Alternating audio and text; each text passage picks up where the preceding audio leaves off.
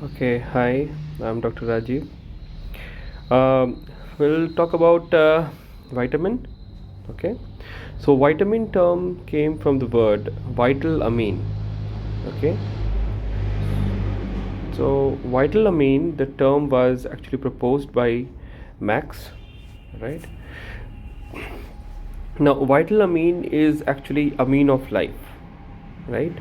So let's talk about some history. What happened in 1910? The first vitamin complex was isolated by the Japanese scientist Umitaro Suzuki, who extracted water-soluble complex of micronutrients from the rice bran and named it aberic acid. Okay. Later, it was known as orizanin. But in 1912, Casimir Funk in London isolated the same complex and termed it vitamin with an E. Okay. So in London, where in the Lister Institute of the Preventive Medicine. Okay. Later, he misnomerly called it anti-beriberi factor, which is vitamin B1 and or thiamine, but actually the extracted vitamin was the vitamin B3, as written in the Wikipedia. All right. Now in 1920, Jack Cecil Drummond told that not all vitamins have amine group, as in vitamin A. So let's drop the E. So this was the vitamin E to vitamin history, right? Now there was Hopkins who called it accessory factor.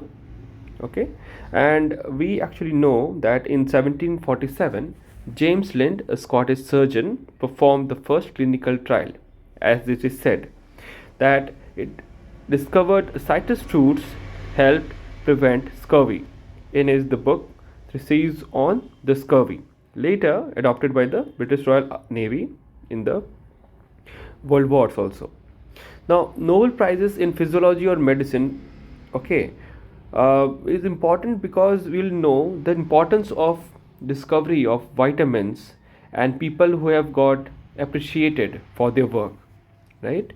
The 1921, sorry, in 1929, Christian Isaacman and Frederick Goland Hopkins, okay, for the discovery of vitamin B1, for their discovery on vitamin B1, they were awarded the Nobel Prize. Similarly, 1937, for discovery of vitamin A, V2, flavins, and beta carotene, Paul Krer and Norbert Haworth, they were given Nobel Prize for the chemistry. Richard Kern given for vitamin B2 and B6 again. Okay, so vitamins may be the same, okay, for their work on these vitamins, right? They may have researched something different. Okay, so similarly for vitamin K there was Daisy and Dam, right? And vitamin B12, five scientists nearly, like 1934 Whipple, Minot, P. Murphy, right? And in 1957 T. R. Todd, 1964. So these all are like history, right? Just we have brushed a history. You can read about more about it, right? Now there is question the which is not a vitamin. So which is not a vitamin? So mineral is a vitamin? No. Essential fatty acid is a vitamin? No. So essential amino acid is a vitamin? No. So which is not a vitamin? These all are not vitamins. So ultimately, what is a vitamin? What is a vitamin? These are nothing but the vital amines. Okay, so this amine term, right? The amine of life. There are many vitamins like vitamin A. These are not having this amine group. So we'll discuss more about it. But first we'll see what is an amino acid. What is an amino acid? Okay, see this group, right?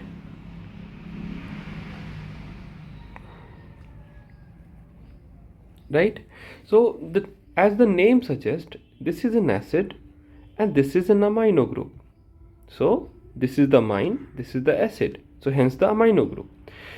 Similarly, we see that in all vitamins except few, okay, this NH2 group is generally present.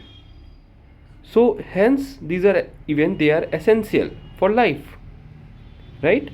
So here the term came from these two words, vital and amine, right? Now what are vitamins? The most vitamins are not single molecules but groups of related molecules, right? For example, vitamin E. Now vitamin E has 8 vitamins, 4 tocopherol and 4 tocotrienols, okay? Now antivitamins क्या है? एंटीवाइटामिन्स क्या है? Chemical compounds that inhibit the absorption और actions of vitamins. अच्छा, तो जैसे avidin in the raw egg white inhibit the absorption of biotin. Okay, so biotin is a B complex vitamin,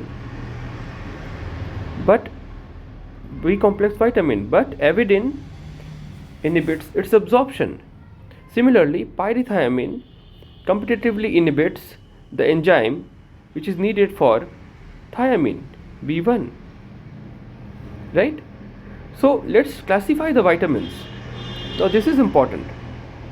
The 6 minutes whatever we have discussed was just brushing up, right?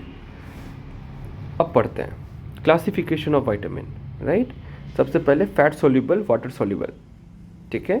Fat soluble में vitamin A, vitamin D, E and K, right? Retinal, cholecalciferol, alpha tocopherol. In this video we will discuss all the three. Okay, we will skip the K, we will discuss later. Similarly, water soluble can be vitamin C and vitamin B complex. Now vitamin B complex can be divided into two major categories, metabolic and hematopoietic. Okay, the metabolic category has vitamin B1, also known as thiamine. The enzyme used in the metabolism is thiamine pyrophosphate. Similarly, B2, riboflavin. The enzyme for the cofactor form is the FMN FAD. B3 is the niacin or nicotinic acid. The cofactor form is NAD or NADP. There is no B4. Now B5 is pantothenic acid. The coenzyme A is used in the link reaction. The earlier three was also present in the link reaction also in the Krebs cycle and various oxidation reduction reactions. ठीक है, आगे बढ़ते हैं. B6 pyridoxine. The coenzyme cofactor form is the PLP, pyridoxal phosphate. Okay, all the decarboxylation reactions use this PLP as a cofactor. Whereas biotin, we talked about biotin. तो biotin में क्या है? Avidin इसको इनहिबिट करता है, तो carboxylation reaction में biotin का रोल है, ठीक है? This is important. चलो आगे बढ़ते हैं. B9 क्या है? B9 is present in the green vegetables. This is the folic acid. And B12 क्या है? This is the cyanocobalamin. Okay, so are these essential for metabolism? Okay, we'll see, but actually they are more important for as hematopoietic, because vitamin B12 has cobalt, it's known as psilocobalamin, and vitamin B9 we will learn more about it in the later video. Now vitamin B12 has a peculiarity which is only present in the animal products, not in the vegetarians. So pure vegans lacks vitamin B12. Now deficiency of either B9 or B12 leads to megaloblastic anemia. How? We will discuss in a different video. Alright? Now vitamin B12 deficiency also causes neurological disorders. So all neurological disorders हम लोग उसको vitamin B12 को add करते हैं, supplement देते हैं, ठीक है? Now starting of vitamins, talking about vitamins, we will start from pediatric age group and then we will go to adult, okay, and then we will discuss about vitamin A in detail, like इससे ज़्यादा कहीं नहीं पढ़ना है, ठीक है? Then short में vitamin D and vitamin E, okay, and then this video will end, okay, and we'll try to do like vitamin D को फिर से डिटेल में करना, ई को डिटेल में करना, साथ में के को भी ले लेना, है ना, तो फैट सॉल्युबल विटामिन एक साथ हो जाएगा। उसके बाद क्या करेंगे, विल स्टार्ट लाइक अनेमिया, ठीक है, in other video will start with anaemia, will go through vitamin B9 and B12 over there only, okay, and even iron absorption. So all types of anemia will be covered and vitamins will be covered in there, right, and बाकी सब vitamins जो होता है उसको एक separate video में cover up करके complete कर देंगे, ठीक है। so there will be 2 to 3 videos, okay, let's see कितना कर सकते हैं। The important thing is nutrition in the pediatric age group, right? So we'll just summarize it. What is this nutrition in pediatric age group? इसको पढ़ना क्या जरूरत है? Why it is so necessary? कि अभी तो विटामिन पढ़ाने जा रहे थे, यहाँ पे pediatric age group में ये सब बताने लग गए। ध्यान से सुनिए, क्योंकि यही चीज़ काम आने वाला है। कैसे? न्यूट्रिशन रिक्वायरमेंट्स जो होता है कि maintenance of the current weight, अभी का जो वेट है ना उसको मेंटेन करने के लिए, या support the normal growth and development, उसके लिए न्यूट्रिशन आर रिक्वायर्ड, ओके, सबसे पहले। दूसरा चीज़ क्या है, feeding healthy infants, children and adolescents, ठीक है। तो फर्स्ट ईयर ऑफ लाइफ में हम लोग सिर्फ एक्सक्लूसिव ब्रेस्ट फीडिंग बोलते हैं, EBM, EBF, इसके अलावा कुछ नहीं, ठीक है, बाहर से कुछ नहीं। So first year of life that is the infant 0 to 1 year जो होता है वो इन्फेंट हम लोग बोलते हैं, राइट। तो इन्फेंट्री में क्या करते हैं, हम लोग सिर्फ ब्रेस्ट फीडिंग करवाते हैं, but up to 6 month exclusive breastfeeding. उसके बाद क्या होता है, उसके बाद आता है वीनिंग, मतलब कि धीरे धीरे करके हम लोग ब्रेस्ट फीडिंग के साथ साथ बाहर से भी कुछ देना स्टार्ट कर देंगे, बाहर से, राइट। तो बाहर से क्या देंगे क्या नहीं देंगे, that is a different topic, will discuss later, but exclusive breastfeeding means only breastfeeding and nothing else, okay. What is the advantage of breast milk, what are the advantages?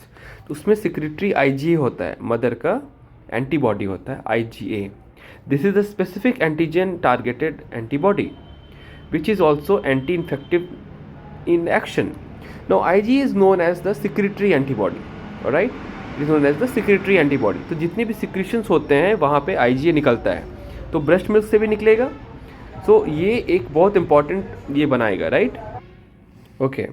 Now lactoferrin, ठीक है, lactoferrin जो होता है नाम में ही लिखा हुआ है, देखो, लैक्टो मतलब मिल्क, फेरिन मतलब समथिंग रिलेटेड टू आयरन। तो लैक्टोफेरिन का काम क्या है, आयरन चिलेशन, और क्या काम करता है, इम्यूनो मॉड्यूलेशन, ठीक है, इम्यून सिस्टम को मॉड्यूलेट करता है, एंटी माइक्रोबियल एक्शन भी है, एंटी एसेसिव नेचर भी है, मतलब बैक्टीरिया को एडिशन नहीं करने देगा, चिपकने नहीं देगा, ठीक है, एडिशन होगा तभी तो वो इन्फेक्शन कॉज कर पाएगा, नहीं करने देगा, ठीक है, उसके फ्लैजेला पाइलाई में एडिशन नहीं होने देगा, right. Now trophic for intestinal growth, मतलब इंटेस्टिनल ग्रोथ को प्रमोट करता है लैक्टोफेरिन, ठीक है। फिर कप्पाकेजिन, ये क्या है, this is also anti adhesive, है ना, और बैक्टीरियल फ्लोरा को कंट्रोल में रखता है, ठीक है। ओलिगोसैकेराइड, ये क्या करता है, प्रिवेंशन ऑफ बैक्टीरियल अटैचमेंट, ये भी वही है। साइटोकाइन्स क्या है, it is anti inflammatory and epithelial barrier function भी करते हैं, ठीक है, बहुत इंपॉर्टेंट, एपिथेलियल बैरियर फंक्शन करता है। ना ग्रोथ फैक्टर्स जो होता है, एपिथेलियल ग्रोथ फैक्टर जो होता है वो ल्यूमिनल सर्वाइलेंस करते हैं, ल्यूमेन में सर्वाइलेंस करते हैं, साथ में रिपेयर ऑफ इंटेस्टाइन भी करते हैं, ठीक है। ट्रांसफॉर्मिंग ग्रोथ फैक्टर्स जो होते हैं, transforming growth factor beta, it promotes the epithelial cell growth and suppresses the lymphocyte function, ठीक है, it suppresses the lymphocyte function. Nerve growth factors जो है वो न्यूरल ग्रोथ बढ़ाएगा, ठीक है। तो ये ग्रोथ फैक्टर्स हो गए, या द ग्रोथ फैक्टर्स। एंजाइम्स में क्या है कि ग्लूटाथियोन पेरोक्सीडेज भी मिल्क से सिक्रीट होता है, जो it prevents the lipid oxidation, ठीक। And platelet activating factor acetyl hydrolase जो होता है वो प्लेटलेट एक्टिवेटिंग फैक्टर को एक्शन को रोक देता है, ठीक है। तो इतनी सारी चीज़ें तुम्हारा निकलता है ब्रेस्ट मिल्क से, right. No spectrum of nutrition अगर बात किया जाए तो या तो वो अंडर न्यूट्रिशन होगा, और एक्सट्रीम में क्या होगा, over nutrition, overweight, right. So under nutrition क्या है, अंडर न्यूट्रिशन का मतलब क्या समझते हैं आप? अंडरवेट, या फिर स्टंटिंग, या फिर वेस्टिंग, या फिर माइक्रोन्यूट्रिएंट डिफिशिएंसी, जिसके बारे में हम लोग को डिटेल में पढ़ना है। सो ये सब किसके अंडर आता है? मैल न्यूट्रिशन के अंडर आता है। तो ये it is a very important term. इसको याद कैसे करेंगे? मैल न्यूट्रिशन का मतलब क्या हो गया? हम लोग पढ़े हैं ना मलेरिया, जैसे मलेरिया, ठीक है, इसका मीनिंग क्या है? इसको तोड़िए। बैड एयर, मलेरिया को पहले बैड एयर, पहले हम लोग मानते थे कि मलेरिया जो है वो हवा में कुछ पोल्यूशन होने के कारण या गंदगी होने के कारण इसी से मलेरिया होता है। तो मैल एयर, मैल का मतलब क्या होता है? बैड, ठीक है ना। तो मैल न्यूट्रिशन मतलब बैड न्यूट्रिशन, समझ में आया? एक होता है अंडर न्यूट्रिशन, एक होता है ओवर न्यूट्रिशन, राइट। तो अंडर न्यूट्रिशन के अंदर में माइक्रो न्यूट्रिएंट डिफिशिएंसी भी आती है, जिसको हम लोग को डिटेल में पढ़ना है, right. We have completed our 16 minutes and we will still talking about severe acute malnutrition, क्योंकि अभी तक हम लोग वाइटामिन में नहीं जा रहे हैं, लेकिन ये जानना बहुत ज़रूरी है ना। प्रोटीन एनर्जी मैल न्यूट्रिशन जो हम लोग बचपन में भी पढ़े हैं, वो जो है उसको सीवियर एक्यूट मैल न्यूट्रिशन, ये नया नाम है, ठीक है। तो क्वेश्चन आएगा सीवियर एक्यूट मैल न्यूट्रिशन। इसमें तुम्हारा कुछ कुछ चीज़ था, एक है मैरास्मस, एक है क्वाशियरकर, एक है मैरास्मिक क्वाशियरकर। तो मैरास्मस मतलब क्या होता है? इसमें बच्चा बहुत भूखा रहता है, उसको जो दो फटाफट खाना शुरू कर देता है, ठीक है ना। तो ये एक सीवियर वेस्टिंग होता है। He is very very hungry, ठीक है। इट इज़ नॉन इडीमेटस, एकदम सूखा सा बच्चा रहेगा, ठीक है। तो ये मैरास्मस चाइल्ड है। क्वाशियरकर में क्या है? वो फूला रहेगा, सूजन रहेगा, उसमें पूरा बॉडी में एडिमा रहेगा, ठीक है। तो क्वाशियरकर में ये रहता है। तो मैरास्मिक क्वाशियरकर क्या है कि इसमें वेस्टिंग तो है मैरास्मस जैसा, लेकिन इडीमा भी है किसके जैसा? क्वाशियरकर जैसा, इसीलिए इसका दोनों कहते हैं, दोनों फीचर्स पाए जाते हैं। मैनेजमेंट क्या होगा? तो सबसे पहले हम लोग करेंगे स्टेबलाइजेशन फेज, मतलब क्या हो गया? उसको स्टेबलाइज करेंगे। तो फर्स्ट वीक जो होता है 1 to 7 डेज, उसमें क्या करेंगे? डिहाइड्रेशन को करेक्ट करेंगे। साथ में फर्स्ट डे में डिहाइड्रेशन करेक्ट करके सेकेंड डे से एंटीबायोटिक थेरेपी भी स्टार्ट कर देंगे। एंटीबायोटिक थेरेपी स्टार्ट करने के साथ एक ये डाइट आता है F75 डाइट, उसको हम लोग स्टार्ट कर देंगे। तो F75 हो या F100 हो या फिर ready to use therapeutic foods RUTFs हो, ठीक है, उसमें क्या होता है? वाइटामिन्स होते हैं, इसीलिए ये जानना जरूरी है, ठीक है। देखिए सेकंड क्या है तुम्हारा? Rehabilitation phase. तो रिहैबिलिटेट कर रहे हैं तो उसमें F100 यूज़ करते हैं। अगर मान लो कि तुम्हारा F75 से काम चल गया, बच्चा को धीरे धीरे खाना दे गए, तो 2 से 6 वीक तक हम लोग क्या करेंगे? उसको इडीमा कंट्रोल करेंगे और इन्फेक्शन कंट्रोल करेंगे, वो F100 देके, ठीक है। और लास्ट में जो फाइनल फेज जो होता है वो होम बेस्ड होता है, उसमें पेरेंटल एजुकेशन होता है, बच्चों को क्या क्या खाना दिया जाता है, ये सब के बारे में हम लोग पढ़ते हैं, ठीक है। तो कोई भी बेबी अगर रिस्क में होगा तो सबसे पहले हम लोग ये सब मॉलिक्यूल्स चेक करते हैं, पोटेशियम, कैल्शियम, फॉस्फेट, मैग्नीशियम, ये सब चीज़ हम लोग एक बार रूटीन चेकअप में चेक करते हैं।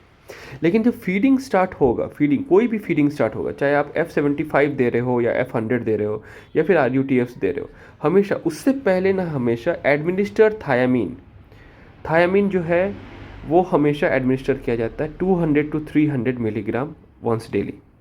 इसके साथ साथ अगर सिर्फ थायामीन अगर हम नहीं भी देते हैं तो और हम लोग क्या दे सकते हैं? विटामिन B कॉम्प्लेक्स या मल्टीविटामिन 1 से 2 टैबलेट जो है हम दे देंगे 3 टाइम्स डेली। इवन IV भी देते हैं। ऐसा क्यों? Why required? अभी हम लोग कुछ देर पहले पढ़े थे कि विटामिन B कॉम्प्लेक्स जितने भी होते हैं, B कॉम्प्लेक्स, ठीक है, वो किस चीज़ के लिए रिक्वायरमेंट होता है? B कॉम्प्लेक्स का रिक्वायरमेंट जो होता है वो आपका इसके लिए होता है, राइट। B कॉम्प्लेक्स का जो रिक्वायरमेंट होता है वो आपका मेटाबॉलिक जो है उसके लिए भी होता है, ये ज़्यादा इंपॉर्टेंट है मेटाबॉलिक, राइट। तो मेल न्यूट्रिशन में क्या हो रहा है?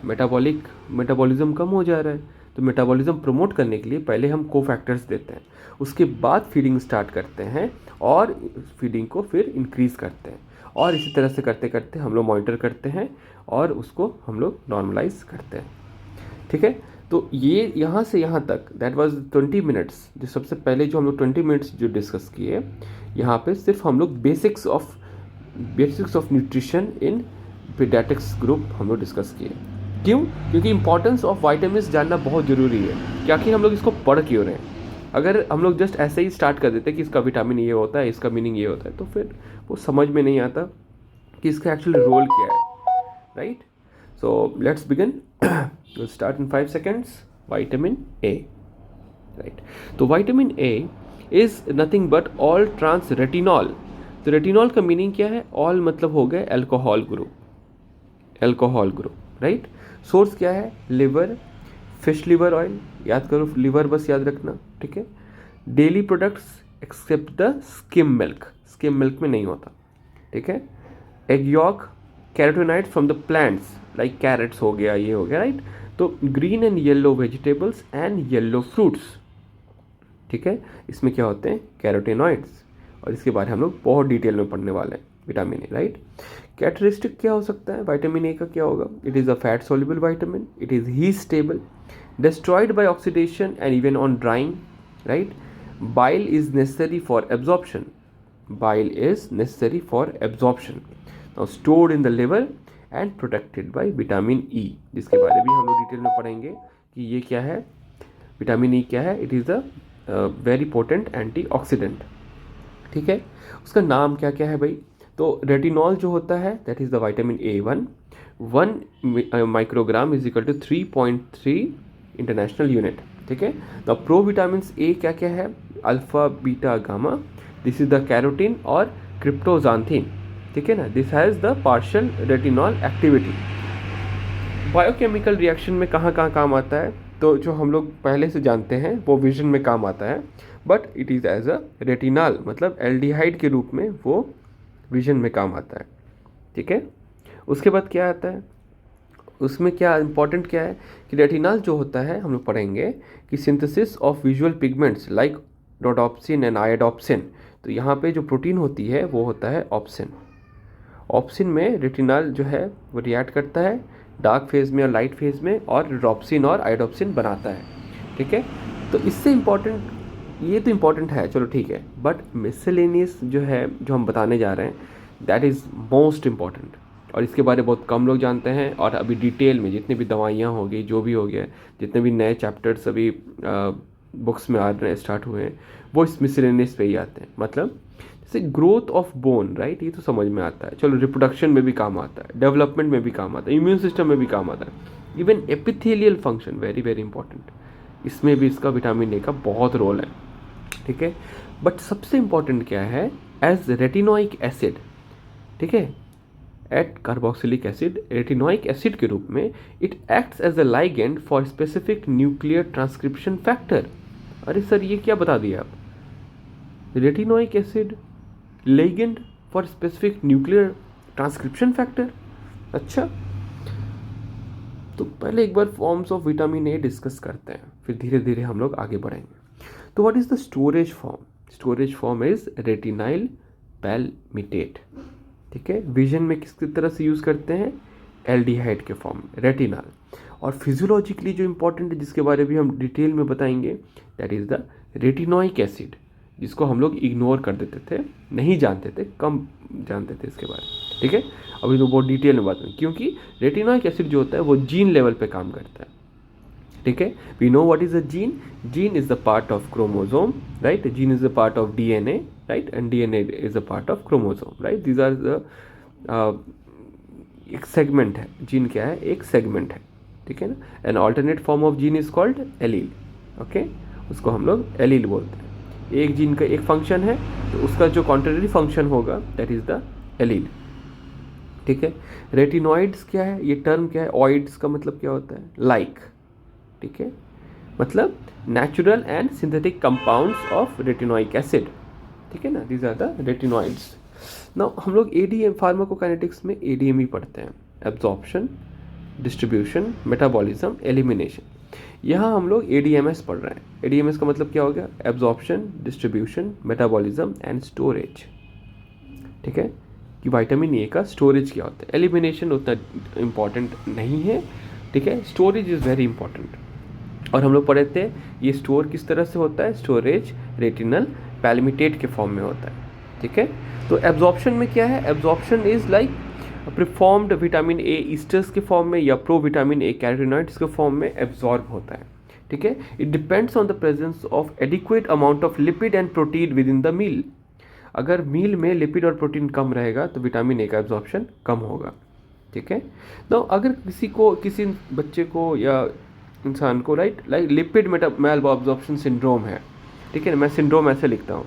तो अगर क्रॉनिक इंटेस्टिनल डिसऑर्डर है, ठीक है, तो क्या होगा, विटामिन ए का डिफिशियंसी हो जाएगा। ठीक है, तो डिफिशियंसी हम ऐसे लिख रहे हैं, ठीक है, नो कन्फ्यूजन, ये समझ में आ रहा है। तो उसमें क्या होता है, जितने भी हम लोग जो ये था, जितना भी खाना था, ठीक है, जैसे विटामिन ए ईस्टर खाए या फिर प्रो विटामिन ए कैरोटीनॉइड्स खाए, कैरेट्स खा रहे हैं लगातार, ठीक है, तो वो एब्जॉर्ब नहीं होगा, तो उससे क्या होगा, विटामिन ए का डिफिशियंसी हो जाएगा, राइट। नाउ यहाँ पे क्या होता है कि ingested and absorbed provitamin A, जो प्रोविटामिन ए होता है, it is bio converted to vitamin A molecules, right, कहाँ पे, इन स्मॉल इंटेस्टाइन, ठीक है। और यहाँ पे एक एंजाइम होता है, ठीक है, carotene cleavage enzyme, that is the dioxygenase, जो कैरोटीन को तोड़ता है, ठीक है। तो दिस एंजाइम का स्पेशलिटी क्या होता है, इसमें आयरन होता है, iron containing enzyme, dioxygenase enzyme is a iron containing enzyme. क्या होता है, इन एंट्रोसाइट मतलब इंटेस्टिनल सेल्स जो होते हैं, there is a esterification of vitamin A, ठीक है, और इसके बाद क्या हो जाएगा, वो स्टोरेज फॉर्म में चला जाएगा, दैट इज द रेटिनल पैल्मिटेट, ठीक है ना, this is the Easter form of retinal, ठीक है। उससे क्या होगा, रेटिनल पैल्मिटेट इनकॉर्पोरेट इनटू द काइलोमाइक्रॉन्स, ठीक है, अब एब्जॉर्ब होने के लिए जा रहा है ना, ठीक है, तो which are released into the lymph, ठीक है, and transported via the circulation to the liver for storage and to the other tissues, ठीक है ना, तो रेटिनल पैल्मिटेट की फॉर्म में जाता है। Now important, what is the importance of it? Now vitamin A content in the liver is low at birth but increases 60-fold during the first 6 months of life through the breast milk. अब 6 month तक मैंने बोला था कि सिर्फ breast milk लेता है, तो आखिर ये बढ़ कैसे रहा है, 60 टाइम्स बढ़ जाता है, 60 टाइम्स बढ़ता है through the breast milk. So breast milk is very very important for vitamin A. तो ना breast milk lakhs vitamin D, बोलते हैं कौन सा विटामिन नहीं होता सर, तो विटामिन डी नहीं होता है, but in tropical country like India, हम लोग यहाँ पे ना क्या है, there is no need for the supplementation of vitamin A, like vitamin D, but believe me, most of the pediatricians actually give what, vitamin D supplementation, ठीक है, जो एक्चुअली ज़रूरत नहीं है, ठीक है। हम लोग जो धूप में रहते हैं, वहाँ तेल मालिश होती है, ये होता है, राइट, तो हम लोग के समय में किसी ने नहीं दिया था, maybe we maybe vitamin D deficient, ठीक है, but still I believe in tropical countries, लेकिन जितने भी हम लोग की बुक्स हैं ना, जितने भी प्रोटोकॉल्स है, गाइडलाइंस है, वो वेस्टर्न कंट्रीज से आया है, तो वहाँ पे धूप की कमी रहती है, वहाँ पे विटामिन डी ज़्यादा नहीं मिलता है धूप से, राइट। बच्चे लोग को तेल में मालिश नहीं कराना, उतना टाइम नहीं होता उन लोग के पास, तो वो लोग धूप में नहीं रहते हैं, तो धूप में नहीं रहते हैं तो विटामिन डी सप्लीमेंटेशन दिलवाते हैं। लेकिन वी इंडियन में क्या होता है, नहीं देना चाहिए, अगर देंगे तो वहाँ विटामिन डी टॉक्सिटी भी हो सकता है, उसके बारे में हम डिटेल में पढ़ेंगे, ठीक है। तो जितने भी फैट सॉल्युबल विटामिन्स होते हैं, फैट सॉल्युबल विटामिन्स, तो उसमें क्या होता है, जैसे ए हो गया, डी हो गया, राइट, ई और के जो है, ठीक है, उसके बारे में बोलेंगे, बट ये दोनों जो विटामिन ए और डी जो है, यहाँ पे एक टर्म आता है hypervitaminosis, hypervitaminosis, either of A और डी। ये बहुत इंपॉर्टेंट शॉर्ट नोट, या इवन बहुत बार इसको वाइवा में पूछा जाता है कि what are the symptoms of hypervitaminosis. देखो डिफिशियंसी के बारे बचपन से पढ़े हो, उससे क्वेश्चन नहीं आता है, क्वेश्चन वहाँ से आता है जो तुम नहीं पढ़े हो, राइट, अभी क्या पढ़ना है, नया क्या पढ़े हो, राइट। तो हाइपर विटामिनोसिस ए, तो ज़्यादा देने से क्या होता है, ए और डी का डिफिशियंसी हो जाती है, सॉरी, ज़्यादा देने से क्या होता है, ए और डी जो होता है वो टॉक्सिक लेवल में पहुंच जाता है, राइट। तो हम लोग देखेंगे क्या क्या हो रहा है, इस सब के बारे में डिटेल में पढ़ेंगे, ठीक है, बट अभी नहीं, ठीक है। सो आगे बढ़ते हैं।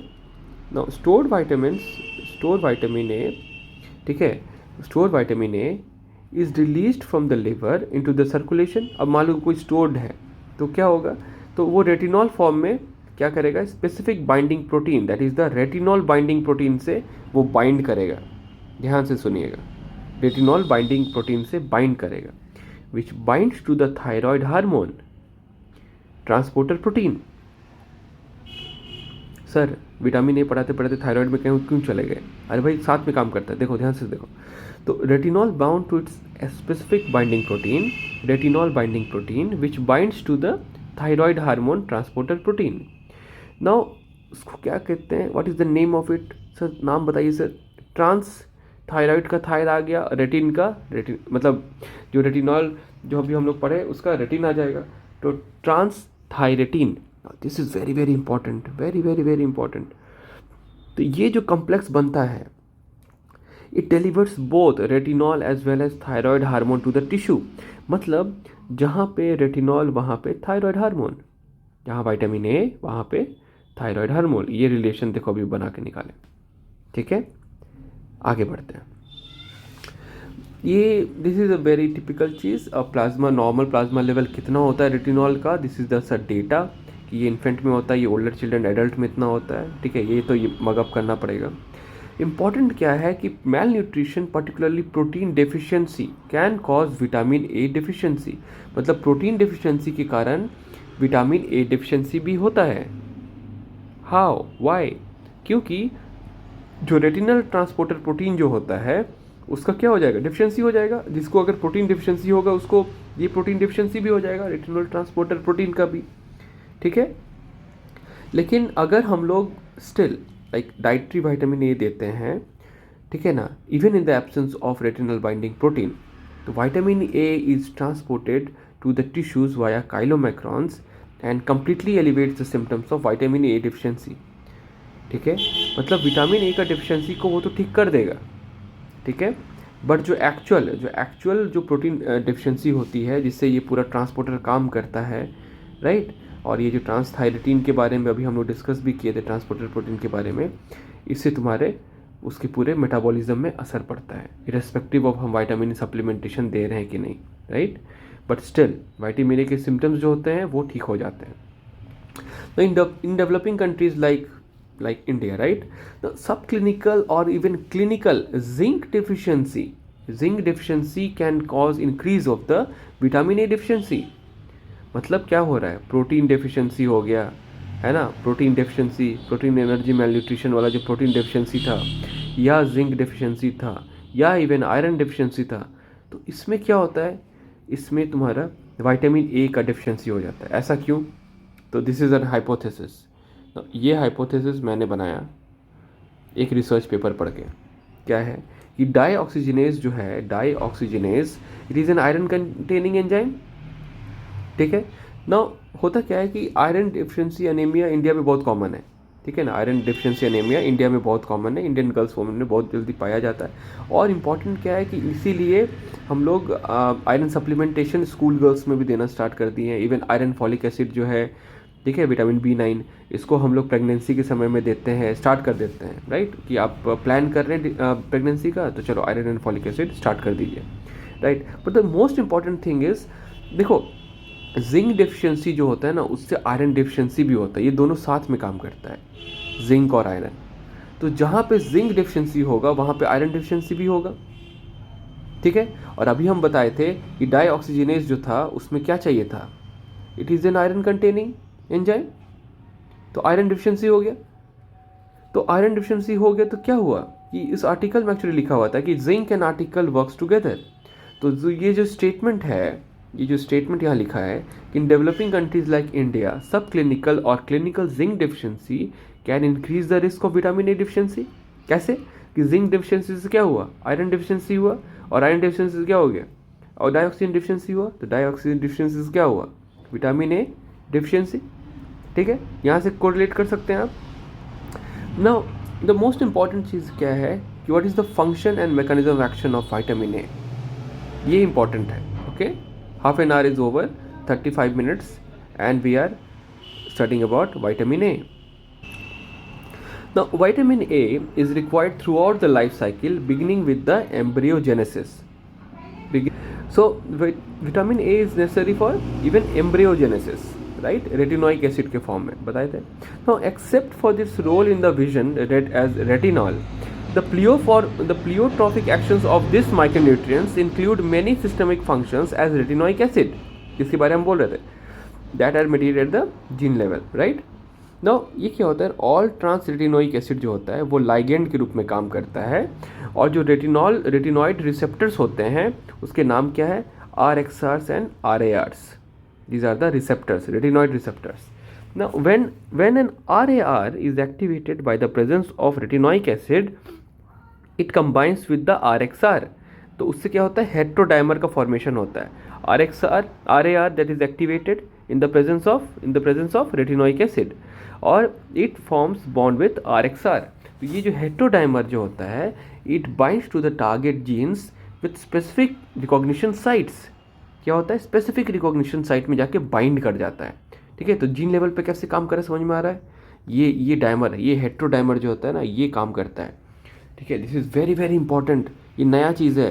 ठीक है, ये तुम लोग बहुत डिटेल में पढ़ोगे तब जाके समझ में आएगा कि ये काम कैसे करता है जेनेटिक लेवल पे, राइट। और जब भी एम्ब्रोलॉजी की कोई भी अच्छी किताब तुम निकाल लो, वहाँ पे तुमको इस सब के बारे में डिटेल में लिखा हुआ है। ठीक है, now vitamin A via its active form, that is the retinoic acid, regulate many genes and are involved in where, in the cell division, cell death and even cell differentiation।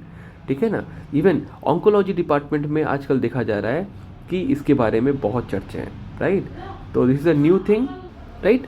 सो अब क्या करेंगे, इसको डिटेल में पढ़ते हैं कि immune system क्या है। यार अभी पढ़े ना, role of vitamin A in the immune system function क्या है, कि इंडिया की जैसी जगह में क्या होता है कि अगर हम लोग मोर्टेलिटी और मॉर्बिडिटी का रेट को अगर कम करना चाहते हैं, जैसे like for example disease like measles, तो यहाँ पे विटामिन ए का ना बहुत बड़ा रोल है। विटामिन ए का बहुत बड़ा रोल है, बिकॉज अभी हम लोग पढ़े कि विटामिन ए, जिंक, आयरन, ये सब के लिए, ये सब कोफैक्टर्स को लेते हुए, राइट, विटामिन ए लेते हैं तो you know like it helps in all together, they work together. Micronutrients जितने भी होते हैं सब एक दूसरे पे डिपेंडेंट होते हैं। ठीक है, एक का डेफिशिएंसी होगा तो दूसरा का भी डेफिशिएंसी का जो सिंड्रोम्स है वो सब आने लगेंगे। ठीक है, तो मीजल्स के बारे भी हम लोग अभी कुछ देर बाद पढ़ेंगे और डिटेल में पढ़ेंगे। ओके, तो इम्पॉर्टेंट क्या है कि ये तो जीनोमिक लेवल पे बात की है कि ये रेटिनोइक एसिड जीनोमिक लेवल पे काम करता है। तो नॉन जीनोमिक रोल, मतलब विजन में जीनोमिक रोल नहीं है विटामिन ए का। There is a non genomic role in vision, मतलब आई में क्या होता है, रेटिना, राइट। आई का एक लेयर होता है रेटिना। अब रेटिना में क्या होता है, रॉड्स एंड कोन्स। रॉड्स में होता है रोडोप्सिन और कोन्स में होता है आइडोप्सिन। ठीक है, तो these are what, visual proteins. Now rhodopsin is important for the night vision, dark adaptation. ठीक है ना, और आइडोप्सिन क्या है, डे विजन या फिर कलर विजन। ठीक है, तो ये ऑप्शन बना कहाँ से, ये सब बनता है रेटिनाल से। यहाँ पे नाम आता है रेटिनाल का। ठीक है, तो retinal is the prosthetic group on both visual proteins. ये दोनों जो विजुअल प्रोटीन्स थे वहाँ पे रेटिनाल कैसे काम करता है, एज अ प्रोस्थेटिक ग्रुप। ठीक है ना, तो ये बहुत बहुत इंपॉर्टेंट टर्म है। ठीक है ना, और ये वाइवा में भी आ सकता है, इवन आपको यहाँ पे एमसीक्यू में पूछा जा सकता है, राइट।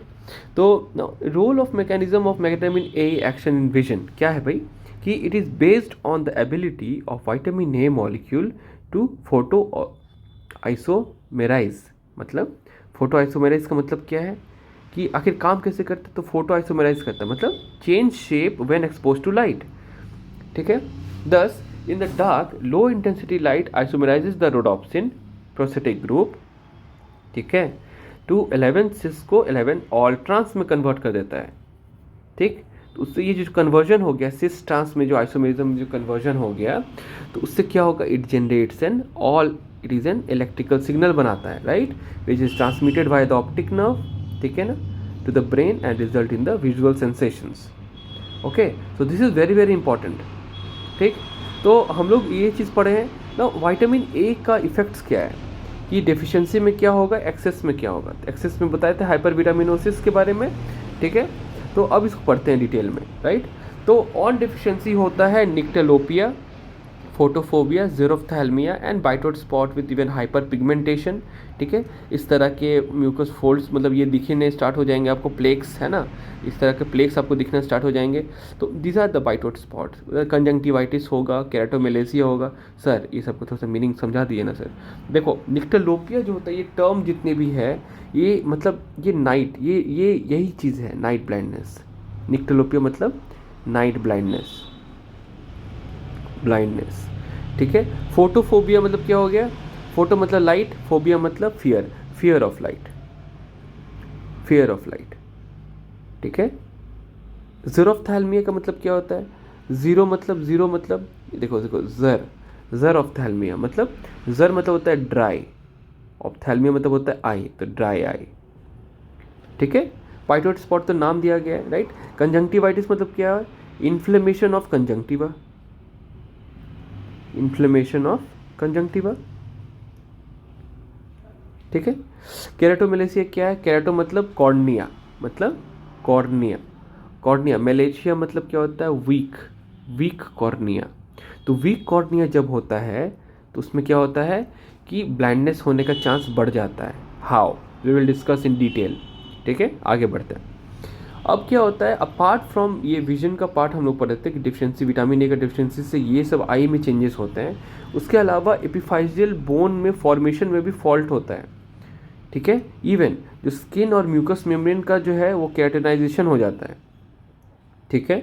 और रिटार्डेड ग्रोथ होता है, impaired resistance to the infection होता है, अनेमिया होता है, रिप्रोडक्टिव फेलियर होता है ना, एंड फीटर एब्नॉर्मलिटीज़ भी देखे जाते हैं। तो vitamin A deficiency is like even very common, ठीक है, क्योंकि in developing countries like India vitamin A का सप्लीमेंटेशन या फिर like in presence of some foreign brands products, ठीक है, उससे क्या होता है ना कि लोग वो सब यूज़ करने लगते हैं, ब्रेस्ट मिल्क को अवॉइड करते हैं, ब्रेस्ट मिल्क को छोड़ देते हैं, नहीं पी पाते या टाइम नहीं मिलता है ब्रेस्ट फीडिंग का, ठीक। और एक स्टिग्मा बन जाता है breast milk feeding, right. But we don't actually 6 month तक इन एनी केस, कोई भी पेशेंट हो मेरा या कोई भी दोस्त हो या कोई भी पूछेगा सजेशन लेगा या 6 मंथ तक एक्सक्लूसिव ब्रेस्ट फीडिंग करवाते हैं, क्योंकि अगर नहीं करवाएंगे तो विटामिन ए डेफिशिएंसी गारंटी है और बहुत सारे डेवलपमेंट चेंजेस होने वाले हैं, बहुत सारे डेवलपमेंट प्रॉब्लम्स होंगे, राइट।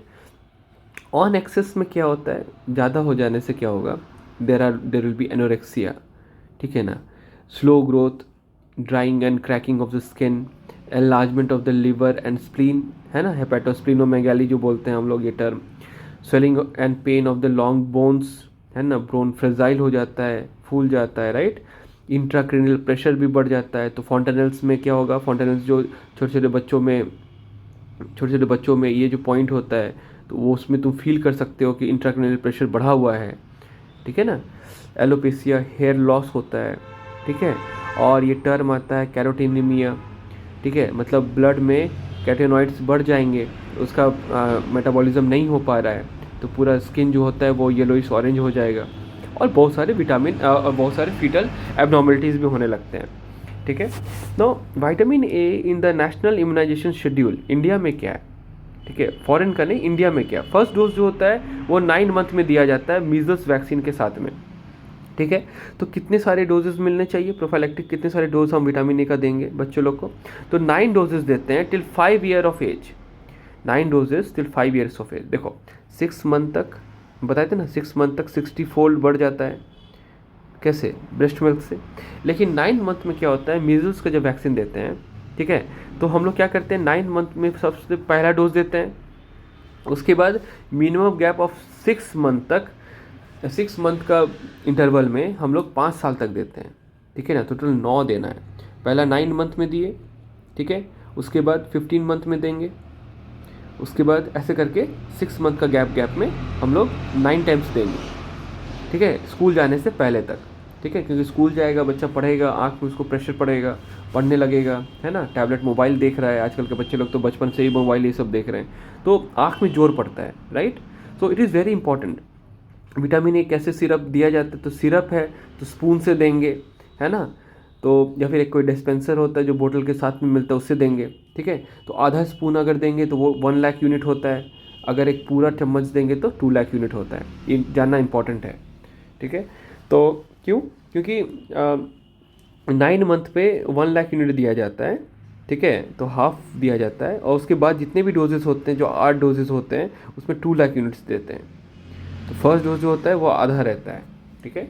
तो हाउ लॉन्ग इन अ बोतल कैन बी स्टोर्ड, तो अप टू 6 to 8 वीक्स। एक बार खुल जाएगा ना, एक once it is opened vitamin A का, तो वो उसको 2 महीना के अंदर उसको ख़त्म करना होता है, ठीक है। और हमेशा when ever you open the vaccine या कोई भी बोतल कुछ भी होगा तो उसका डेट लिख देना चाहिए। आइडियली हम लोग भी जो यूज़ करते हैं कफ सिरप या कोई भी चीज़ होता है उसका ओपनिंग डेट लिखना चाहिए, ठीक है ना। तो नाउ स्टोरेज गाइडलाइंस क्या क्या है, कहाँ पे रखेंगे, उसको सनलाइट से दूर रखेंगे, विटामिन ए को सॉल्यूशन को सनलाइट से दूर रखेंगे, ठीक है। और can be use until the expiry date तक यूज़ कर सकते हैं, ठीक है। तो कौन सा इम्पॉर्टेंट क्या है कि मतलब विटामिन ए का सप्लीमेंटेशन में हम लोग क्या क्या दे सकते हैं कि अदर अपार्ट फ्रॉम मतलब जो हम लोग उसको चम्मच से पिला रहे हैं, उसके अलावा और क्या क्या दे सकते हैं। तो सबसे इम्पॉर्टेंट चीज़ जो होता है, वी शुड प्रमोट कि सबसे पहले एक्सक्लूसिव ब्रेस्ट फीडिंग के लिए हम लोग अर्ली और इसके लिए प्रमोट करना चाहिए। मतलब जो कोलेस्ट्रॉम होता है, कोलेस्ट्रॉम जो होता है, it is rich in vitamin ए। एक साथ विटामिन ए का एकदम हेवी डोज उसको मिलता है बेबी को। तो कोलेस्ट्रॉम जो होता है उसको कभी फेंकना नहीं चाहिए। उसको बहुत लोग उसको मिसनोमर होता है, बहुत लोग उसको गलत तरह से समझते हैं कि बच्चा नहीं, बच्चा को क्या हो जाएगा इसको पी के। This is very very essential, ठीक है ना, for the development of the baby, इसलिए कोलेस्ट्रॉम हम लोग देते हैं। Now regular consumption of dark green leafy vegetables या yellow orange fruits and vegetables, जैसे पम्पकिन हो गया, ठीक है, कैरेट्स हो गया, पपाया हो गया, मैंगो हो गया, ऑरेंज हो गया, तो ये सब जितने भी फ्रूट्स एंड वेजिटेबल्स होते हैं, तो ये सबको हम लोग विटामिन ए का सप्लीमेंटेशन में बेबी बच्चा लोग को वीनिंग के टाइम में हम लोग दे सकते हैं, along with the cereal and pulses to the weaning child, ठीक है। The consumption of milk, cheese, curd, ghee, eggs, liver, ये सब भी हम एक्स्ट्रा ऐड कर सकते हैं क्योंकि these are highly rich in vitamin A. Now important क्या है कि you know like this topic I will cover in different ways, like vaccine preventable disease क्या क्या होते हैं। तो उसमें हम लोग बहुत सारे वैक्सीन देते हैं, like diphtheria, pertussis, tetanus, poliomyelitis, measles, right, even TB, childhood TB, hepatitis B and Japanese encephalitis. Important क्या है कि हमारा मीजल्स, ना मीजल्स क्या है, इसको हम लोग इसीलिए पढ़ लेते हैं ना यहाँ पे क्योंकि विटामिन ए के साथ इसका बहुत मतलब रिलेटेड है, ओके। तो मीजल्स हम लोग पढ़ रहे हैं, ठीक है ना। तो मीजल्स में क्या है कि स्टैंडर्ड केस डेफिनेशन क्या है, ठीक है ना। सबसे पहले क्या है कि सस्पेक्ट कौन होता है, तो सस्पेक्ट जो होता है any case with fever and rash, तो ये सस्पेक्ट हो गया मीजल्स का, ठीक है। एक प्रोबेबल मीजल्स होगा, किसको बोलेंगे, जब हिस्ट्री इसको कंफर्म करेगा, इवन क्लिनिकल एग्जामिनेशन से भी समझ में आएगा। तो फीवर विथ मैक्यूलोपैपुलर रैश रहेगा, फीवर विथ मैक्यूलोपैपुलर रैश रहेगा, ठीक है। तो व्हाट इज मैक्यूलोपैपुलर रैश, ये टर्म क्या है भाई, तो नॉन वेसिकुलर विदाउट फ्लूइड, ठीक है, मैक्यूलोपैपुलर रैश, ठीक है ना। तो फीवर, तो rash lasting for more than 3 days and coryza या रनिंग नोज और कफ और कंजंक्टिवाइटिस।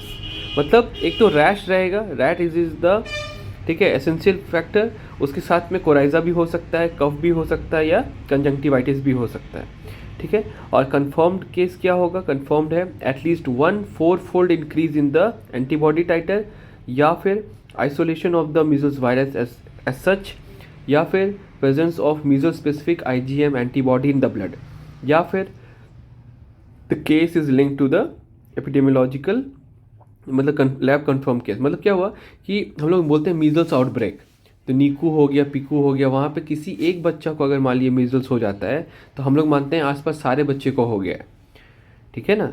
इस तरह से हम लोग की, तो this is the case link to the epidemiologically to a laboratory confirmed case, okay. Treatment क्या है, ट्रीटमेंट है तुम्हारा supportive care with frequent food and fluid intake, supportive care with frequent food and fluid intake, antibiotics for complications such as pneumonia and diarrhea, ठीक है ना। और यहाँ पे ये पढ़ना इंपॉर्टेंट है कि 2 doses of vitamin A, 2 doses of vitamin A is given 24 hours apart, ठीक है। तो डोजेस क्या होगा, 50,000 international unit for less than 6 month baby, 1 lakh international unit for 6 to 11 month baby, and 2 lakhs international for 2 months and above baby, ठीक है। तो ये vitamin A का हो गया। प्रिवेंशन में क्या कर सकते हैं, मीजल्स वैक्सीनेशन कराइए as per the national immunisation schedule, ठीक है। तो जिसमें 9 month में है ना, 9th month में मिलता है as a plane, 9 to 12 months में हम दे सकते हैं, और 15 month में हम लोग MR वैक्सीन के रूप में देते हैं, पहले MMR आता था, है ना। अप टू 5 years तक हम लोग दे सकते हैं।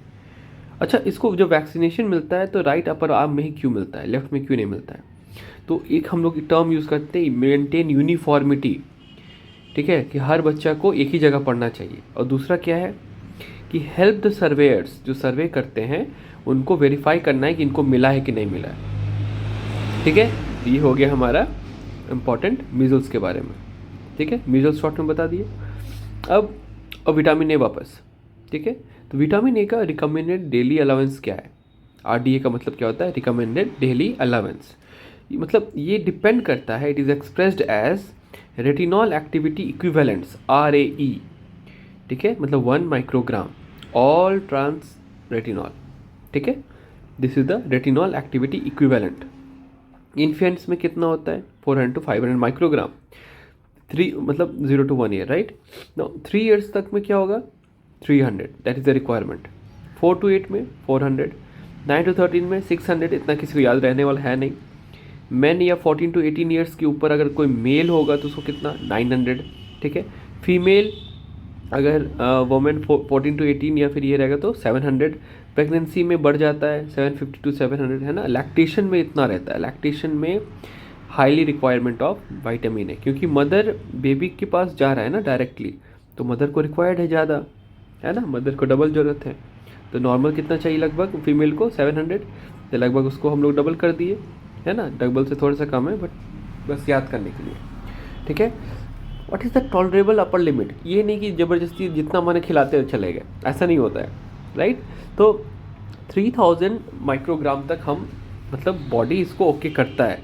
बट प्रॉब्लम क्या है ना कि हम लोग ना जोश में आके क्या करते हैं, बच्चे लोग को ज़्यादा खिला दिए, आँख अच्छा रहेगा बच्चा का, है ना, एडल्ट अपने खुद क्या हुआ 10-12 कैप्सूल खा लिए विटामिन ए का, ऐसा नहीं होता है। यहाँ चिल्ड्रन में क्या है ना, मोर देन 6000 अगर होगा ना डेली इनटेक, या फिर एडल्ट में मोर देन 15000 डेली इनटेक होगा, तो इसमें क्या होता है ना, हाइपर विटामिनोसिस ए, ठीक है। इस इज़ द डेफिनेशन, एक तरह से डेफिनेशन ये हो गया। एक और डेफिनेशन है, मैं बाद में बताऊंगा। तो उसमें टॉक्सिटी क्या हो जाएगी, टॉक्सिटी में देखो इतने सारे टॉक्सिटी होते हैं, इतने सारे टॉक्सिटी हो जाते हैं। तो ये ना इंपॉर्टेंट शॉर्ट नोट है, very very important, very very important short note है ये। साइंस ऑफ टॉक्सिटी क्या क्या हो सकता है ये जानना है। हेडेक होगा, वॉमिटिंग होगा, एनोरेक्सिया होगा, स्किन ड्राई हो जाएगा, है ना, सेबोरिक लीजन्स हो जाएंगे, कॉर्नर्स ऑफ माउथ फट जाएंगे, है ना, कोर्सिंग ऑफ हेयर हो जाएगा या फिर बाल उड़ जाएगा, है ना। और फिर क्या होगा, हाइपर ऑस्टोसिस, ठीक है, बोन थिकनिंग होना स्टार्ट हो जाएगा, स्वेलिंग ऑफ द बोन हो जाएगा, ठीक है। ये हेपेटोस्प्लीनोमेगाली है, ये हेपेटोमेगाली स्प्लीनोमेगाली, ऐसे शॉर्ट में लिखना होता है, इतना बड़ा बड़ा कौन लिखेगा बार बार। ये हेपेटोमेगाली, ये स्प्लीनोमेगाली। और इंट्राक्रेनियल प्रेशर बढ़ जाएगा, तो वो बोले थे कि उससे हम लोग फील करके देखते हैं, फॉन्टेनल में फील करके देखते हैं हेड में, है ना। बच्चे इरिटेबल होंगे, स्टूपर होगा, लिमिटेड मोशन होगा, एकदम मोशन कम होगा, है ना। And dryness of the mucous membrane, there will be dryness, ठीक है। In young children toxicity is associated with vomiting and bulging fontanelle, ये बोल रहे थे ना, बल्जिंग फॉन्टेनल, ठीक है। नहीं जानते कोई फॉन्टेनल तो उसको पढ़ लेना। An affected child has anorexia, pruritus and lack of weight gain, ये भी देखा जाता है, ठीक है। इंपॉर्टेंट क्या है, एक्यूट, ये जो हम लोग पढ़े थे ये क्रॉनिक था। साइंस ऑफ टॉक्सिटी होगी, लगातार धीरे धीरे दिए जा रहे हैं, तो एक तरह से ये क्रॉनिक हो गया, ठीक है। एक्यूट में क्या है, एक्यूट हाइपर विटामिनोसिस टॉक्सिटी में क्या है, in developing countries like India after ingestion of very large amount of vitamin A during vaccine administration, मतलब एक तरह वैक्सीन तो चल ही रहा है, साथ में माँ को कुछ कहीं पे पढ़ ली विकीपीडिया में, है ना, नॉट विकीपीडिया, सॉरी, मतलब गूगल में कहीं पे सर्च करके पढ़ ली, ठीक है। तो उससे क्या हुआ, उन्होंने जोश में आके बच्चों को बहुत सारा विटामिन ए खिला दिया, उससे क्या होगा, बच्चे लोग को नॉजिया वॉमिटिंग होना स्टार्ट हो जाएगा। एनवी मतलब नॉजिया वॉमिटिंग, और क्या होगा, ड्राउजीनेस होगा, ड्राउजीनेस, बेबी सोया रहेगा, बहुत इंपॉर्टेंट है, ठीक है। और भी कुछ प्रॉब्लम्स होते हैं, क्या क्या प्रॉब्लम्स होते हैं कि ज़्यादा देने से क्या होता है ना, इंट्राक्रेनियल प्रेशर बढ़ जाता है। तो इंट्राक्रेनियल प्रेशर बढ़ जाता है ना, तो वो इंट्राक्रेनियल प्रेशर के सिम्टम्स आने लगेंगे, डिप्लोपिया, पैप्लिडीमा, क्रेनियल नर्व पाल्सी, ये सब आने लगेंगे। ये इंक्रीज इंट्राक्रेनियल प्रेशर का सिम्टम्स है, जो मिमिक करता है तुम्हारा स्यूडो ट्यूमर सेरिब्राई को। ये MCQ आया था एम्स में, ठीक है। तो विटामिन ए का ओवरडोज, उससे कौन सा ट्यूमर को वो मिमिक करता है, इसको करता है, ठीक है, इंपॉर्टेंट है। तो इम्पॉर्टेंट ये भी है कि जेनेटल मेलफॉर्मेशन होती है इन इन्फेंट्स, जिन मदर जो है उनको एक्नी के लिए मतलब यूज़ करती है, एक्नी या कैंसर के लिए मान लो रेटिनोइक एसिड का एक ओरल प्रिपरेशन आता है, ठीक है। उसको जो कंज्यूम करते हैं ना 13-6 रेटिनोइक एसिड को, 136 रेटिनोइक एसिड को, इवन नॉर्मल डोज में 0.5 to 1.5 मिलीग्राम पर केजी में, तो ये इट लीड्स टू एबॉर्शंस या फिर genital malformation in the child, in the infant of the mother. समझ में आया। अच्छा, ये टर्म हम लोग डिस्कस किए थे, कैरोटीनीमिया। ईमिया मतलब होता है ब्लड। एक्टिविटी ऑफ कैरोटीनॉइड्स क्या होता है, is not associated with toxicity.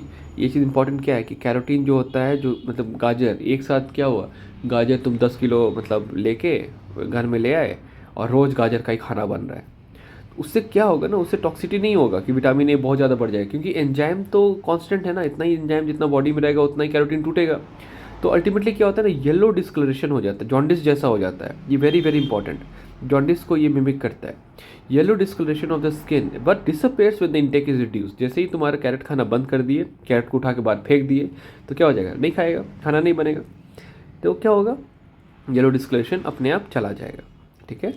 और इम्पॉर्टेंट क्या है कि किसी किसी बच्चों में मान लो लिवर डिजीज़ होगा या डायबिटीज़ मेलाइटिस होगा या हाइपोथायरॉयडिज्म होगा, ठीक है, तो कैरोटीनीमिया होना बहुत कॉमन है। क्यों? क्योंकि उसमें वो एंजाइम बन ही नहीं रहा है, प्रोटीन डिफिशिएंसी है, राइट। तो कैरोटीन वो टूटेगा ही नहीं, है ना। तो ये एंजाइम्स, ये चीज़, राइट। नॉर्मल विटामिन ए का लेवल क्या है, 20 to 60, राइट। अगर लेस देन ये रहेगा तो डेफिशिएंसी हो जाएगी।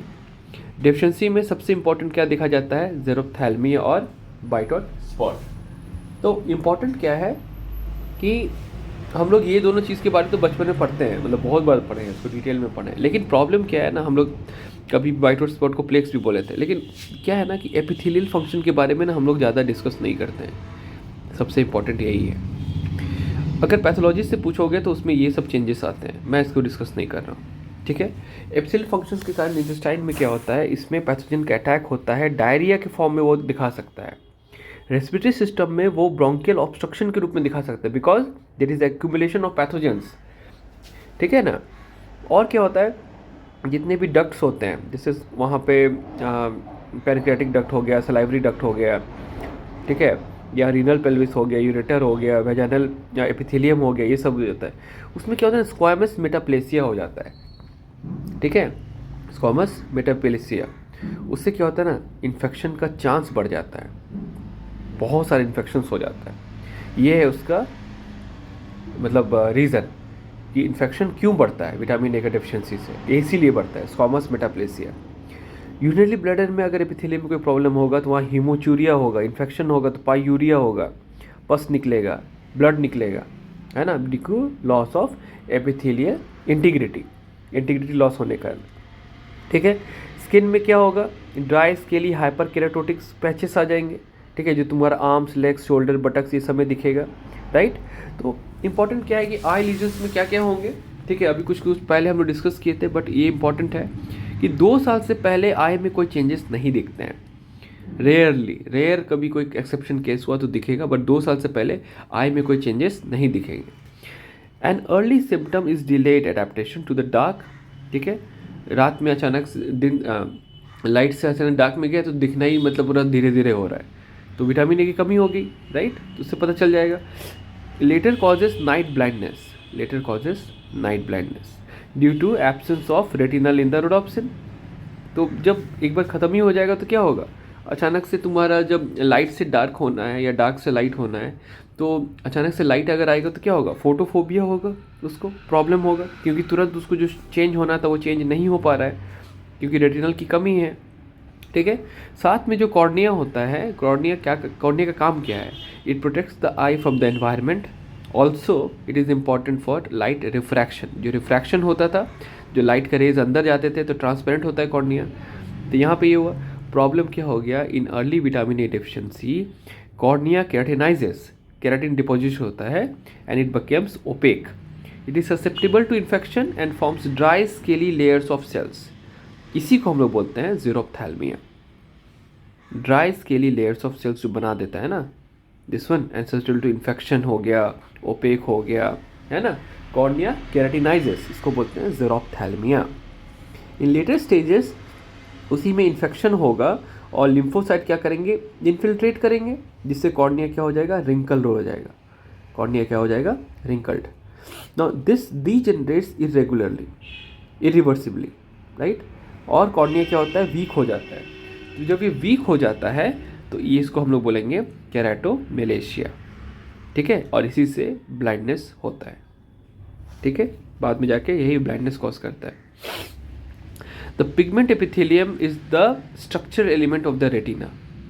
ठीक, जब पिगमेंट एलिमेंट जो हम लोग लेयर्स अगर पढ़ेंगे जब रेटिना का, तो पिगमेंट एपिथेलियम जो होता है वो स्ट्रक्चरल एलिमेंट होता है, ठीक है। और इसी के ऊपर में बेस्ड होता है rods and cones. Rods and cones इसी पे डिपेंडेंट होते हैं। जब इसी को डिजेनरेट, ये केटेनाइज करता है, डिजेनरेट करना शुरू कर जाता है, तो क्या होता है, रॉड्स एंड कोन्स के पास सपोर्ट नहीं रहता है, तो क्या होगा, ब्रेक डाउन, टूट जाएगा, गिर जाएगा। तो जब रहेगा ही नहीं तो क्या हो जाएगा, ब्लाइंडनेस हो जाएगा। तो एक प्रोग्राम चलता था, इसके बारे में आप पढ़िएगा बाद में, ठीक है, अपने से सर्च करके पढ़िएगा, विजन 2020, ठीक है ना। मतलब 2020 तक पूरे दुनिया से ब्लाइंडनेस हटा देना था, ठीक है। 2020 तो पार हो गया, ठीक है। कोरोना के बहाने बहुत सारे प्रोग्राम्स को क्या किया, डेट एक्सचेंज कर दिया, लेकिन इसका अभी तक कोई नया टर्म नहीं आया कि कब तक हमको ब्लाइंडनेस हटाना है पूरे दुनिया से, राइट। तो यहाँ तक जितना भी मैंने बताया है उसको मैं समराइज़ कर रहा हूँ ना। 1 hour is complete, I am just summarising, ठीक है। तो जिसको अगर शॉर्ट में पढ़ना होगा ना, वो 1 घंटा के बाद से शुरू करेगा, ठीक है ना। जिसको शॉर्ट में पढ़ना होगा, विटामिन ए, डी और खासकर ई भी मैंने पढ़ा दिया है, तो वो 1 घंटा के बाद इसको मैं 30 मिनट्स में कंप्लीट कर रहा हूँ, ठीक है। So I am starting now. Source क्या है, retinol, cod liver oil, carotenoids, right. Role क्या था, डार्क एडेप्टेशन में काम था उसका। और कहाँ रोल है भाई इसका, ठीक है। तो स्ट्रक्चरल इंटीग्रिटी ऑफ एपिथेलियम में भी काम है बाय इनहिबिटिंग द कैटेनाइजेशन। और क्या काम था, एंटीऑक्सीडेंट रोल था, बोन ग्रोथ प्रमोट करता था, इम्यून सिस्टम में काम था, स्पर्मेटोजेनेसिस एंड फीटल डेवलपमेंट में भी इसका काम है। ये एक्स्ट्रा पॉइंट हो गया, राइट। तो इंपॉर्टेंट क्या है डार्क एडेप्टेशन में, रेटिनल जो होता है वो ऑप्सिन के साथ जो प्रोटीन है उसके साथ रॉड्स में क्या करेगा, रोडोप्सिन बनाएगा, ठीक है। उससे क्या होगा, हमको डार्क में दिखेगा। अब जो ये ऑप्सिन और 11 सिस रेटिनल से जो रिएक्ट करके रोडोप्सिन बनाया, लाइट के प्रेजेंस में क्या होता है, विजुअल इम्प्रेस क्रिएट करके वो ऑप्सिन और ऑल ट्रांस रेटिनल में टूट जाता है, ठीक है। तो सिस जो है वो ट्रांस में टूट जाता है, तो ऑल ट्रांस रेटिनॉल जो है वो ऑल ट्रांस रेटिनॉल में कन्वर्ट होता है, और फिर एक रिएक्शन से वो 11 सिस रेटिनॉल में कन्वर्ट होके ये पूरा साइकिल चलते रहता है। इस साइकिल का नाम है वॉल्ड विजुअल साइकिल, ठीक है। ये भी कभी कभी पूछा जाता है, इसको बनाइए आप, एक्सप्लेन कीजिए, ठीक है ना, वाइवा में पूछा जाता है, तो ये इंपॉर्टेंट है। नो, एंटीऑक्सीडेंट के रूप में अगर आप देखिएगा तो विटामिन ए का क्या है, it reduces the risk of lungs and skin cancer, ठीक है। और इम्यून सिस्टम में क्या करता है, ये लिम्फोसाइट प्रोलिफरेशन करवाता है, ठीक है। डेफिशिएंसी से क्या होता है, अभी पढ़े थे, नाइट ब्लाइंडनेस या निक्टोलोपिया होता है, रोजेरोसिस या ड्राइनेस ऑफ कॉर्निया होता है, bited spot with white patch of the conjunctiva, जो प्लेक हम बोल रहे थे कंजंक्टिवा में होता है, ulceration and necrosis of cornea, जिसको केराटोमिलेसिया हम बोले, वीकनेस हो जाता है क्योंकि वीक हो जाता है ना कॉर्निया, तो उसमें बहुत सारे अल्सरेशन ये सब होने लगते हैं क्योंकि फॉरेन बॉडी आके वहाँ पे इम्पैक्ट करेगा, है ना। ज़ेरोप्थैल्मिया, है ना, ड्राई आइज ये सब होता है। स्किन में क्या होता है, हाइपरकेटोसिस होता है, स्किन ड्राई हो जाएगा, लस्टर खत्म हो जाएगा, एकदम देखने में अच्छा नहीं लगेगा। लंग्स में या तुम्हारा डायरिया या डाइजेस्टिव सिस्टम में भी क्या होगा, इन्फेक्शन का रेट बढ़ जाएगा। रीनल में कैल्कुलाई फॉर्मेशन जो है वो क्वेरी फॉर्म में है कि ये कर सकता है कि नहीं कर सकता है, राइट। बोन जो है वीक पड़ जाएगा, कैंसर का रिस्क क्या हो जाएगा, बढ़ जाएगा अगर डिफिशिएंसी होगा तो। मेल में स्टेरिलिटी होगा, फीटल डिफॉर्मिटी होगी, राइट। डेली रिक्वायरमेंट है, अब डिपेंड करता है कि अलग अलग बुक में अलग अलग लिखा हुआ है, तो हम लोग उसके बारे में डिस्कस नहीं करेंगे। किसी को अगर थेरेपेटिक डोज में देंगे तो 3 दिन के लिए हम लोग ये दे सकते हैं। वैक्सीनेशन में हम लोग पढ़े थे 1 लाख 9 मंथ्स में, 2 लाख एवरी 6 मंथ में, टिल 5 ईयर्स एवरी 6 मंथ में, ये यूनिट में हम लोग डिस्कस कर चुके हैं, राइट। टॉक्सिटी जो होता है, if taken more than 1 lakh per unit for 3 weeks, मैंने बताया था, ये हाइपरविटामिनोसिस ए का सिम्टम्स आएगा। एक्यूट टॉक्सिटी या फिर क्रॉनिक टॉक्सिटी, ये 2 चीज़ हो सकता है। एक्यूट टॉक्सिटी में आ जाएगा आपका ड्राउजीनेस, वॉमिटिंग, हेडेक, आईसीपी बढ़ जाएगा, उसके सिम्टम्स आने लगेंगे, pen abdomen, anorexia and piling of skin होने लगेगा। क्रॉनिक में क्या होगा, हेयर लॉस होगा, ड्राई प्रोडाइटिक स्किन होगा, लिप फिशर होगा, टेंडर बोन होगा, ब्रिटल नेल्स होगा, है ना, हेपेटोस्प्लिनोमेगाली होगा, इडीमा, ये सब होगा। तो कुछ फार्माकोलॉजी यहाँ से डिस्कस कर लेते हैं शॉर्ट में। तो विटामिन ए एनालॉग्स के बारे में हम पढ़ेंगे, जैसे कैरोटीन और कैबेजेस में रहता है बीटा कैरोटीन, तो ये तो अलग से हम लोग मतलब वो भी हम लोग सप्लीमेंट के रूप में लेते हैं। लेकिन इंपॉर्टेंट क्या है ना, ट्रिटिनोइन, ये टर्म ट्रांस रेटिनोइक एसिड, ये क्या है, has vitamin A activity only in the epithelial cells in the acne vulgaris, बताए थे इसके बारे में। आइसोट्रिटिनोइन जो होता है, treated in the nodulocystic acne vulgaris, ठीक है, इवन सोरियासिस ऑल्सो, ठीक है। और एक नए नए टर्म्स आए हुए हैं, ये सब नए नए दवाइयाँ आई हैं, ये सब भी आपका सोया सकता है। तो ये सब क्या है, what are these are nothing but retinoic acid derivatives. ठीक है, इस सब के बारे में हम लोग पढ़े थे, ये जेनेटिक लेवल पे काम करता है रेटिनोइक एसिड, ये सब है ना। तो ये सब बहुत इंपॉर्टेंट है, ये सब जानो, राइट। नाउ विटामिन ए एनालॉग जितने भी नाम हम लोग लिए थे, these are contraindication in pregnancy as it causes the birth defect, ये हो गया विटामिन ए शॉर्ट में। उसी तरह से शॉर्ट में हम लोग विटामिन डी और विटामिन ई भी डिस्कस करेंगे, जिसको डिटेल में फिर हम लोग नेक्स्ट लेक्चर में डिस्कस करेंगे, राइट। तो विटामिन डी जो है अर्गो कैल्सीफेरॉल और कोले कैल्सीफेरॉल के रूप में है। हम लोग एकदम शॉर्ट में भी डिस्कस करने जा रहे हैं विटामिन डी, ठीक है, जितना एग्जाम के लिए इंपॉर्टेंट होता है, जितना आप लोग बेसिक्स एकदम, राइट। तो अर्गो कैल्सीफेरॉल जो होता है विटामिन D2 है, और कोले कैल्सीफेरॉल विटामिन D3 है, राइट। ये प्लांट सोर्स से आता है, ये स्किन में खुद ब खुद प्रोड्यूस होता है। तो ऐसा विटामिन जो हमारे बॉडी में खुद प्रोड्यूस होता है उसको क्या नाम है, विटामिन डी। 7 हाइड्रोक्सी कोलेस्ट्रॉल जो होता है हमारे स्किन में जनरली पाया जाता है, सनरेज इसमें पड़ता है, ठीक है। उससे क्या होता है, विटामिन D3 का फॉर्मेशन होता है, विटामिन D3 का। दिस इज कॉल्ड कोले calciferol. This is actually nothing but a pro hormone, It is made active, it is inactive, it is a pro-hormone, it is inactive, it is made active in the liver and kidney. तो vitamin D3 in the skin जो था वो endoplasmic reticulum in the liver में जाता है, वहाँ hydroxylation करता है, राइट। डेजा वू याद आ रहा है, कुछ याद आ रहा है, ये सब कभी पढ़े थे लाइफ में, बायोकेमिस्ट्री में कहीं पे पढ़े थे, राइट। तो ये क्या चीज़ है, वहाँ पे हाइड्रोक्सिलेशन होता है 25th पोजीशन पे, ठीक है ना। तो इसको हम लोग दवाई के रूप में भी हम लोग यूज़ करते हैं ओरल फॉर्म में, राइट। पैराथार्मोन जो था वो काम करेगा फिर, ठीक है, कहाँ पे, फिर जाएगा किडनी में जाएगा, वहाँ पे क्या हो जाएगा, एक और हाइड्रोक्सिलेशन हो जाएगा और 125 डाईहाइड्रोक्सी D3 में कन्वर्ट हो जाएगा, जिसका नाम है कैल्सीट्रायोल। अब हम लोग डायरेक्टली ओरल और IV रूप में कैल्सीट्रायोल को दिया जा रहा है, ठीक है। एक्शंस क्या है कैल्सीट्रायोल का, induces calcium binding carrier protein, that is cal binding in the GIT, cally binding नहीं होगा, cal binding in the GIT। Stimulate absorption of calcium phosphate from the intestine, ये कैल्शियम एंड फॉस्फेट का absorption को बढ़ाता है।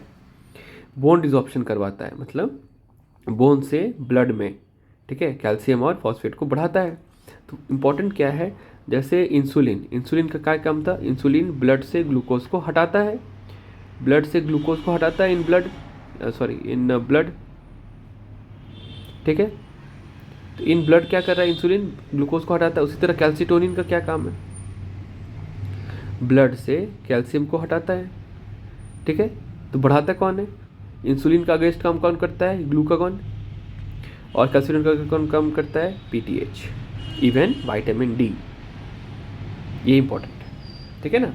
तो calcium को क्या करेगा, ये बढ़ाएगा, ठीक है ना। कैल्शियम और फॉस्फेट का डिजॉर्प्शन करवाता है, बोन से कम करेगा, ब्लड में बढ़ाएगा, ठीक है। Proximal tubular reabsorption of the ये किडनी में क्या करेगा, रीअब्जॉर्प्शन को बढ़ा देगा, ठीक है। अब PTH के जैसा क्या होता है, it induces the receptor activator of nuclear factor kappa beta RANKL ligand, ठीक है, यहाँ पे काम करता है, ठीक है ना, NFKB ये, ठीक है, रैंकल। अब यहाँ पे क्या होता है, it causes the bone desorption, इससे करते ही ऑस्टियोक्लास्ट जो होता है, ठीक है, इट ब्रेक्स द बोन, ठीक है, और कैल्शियम को रिलीज़ करवाता है, ठीक है।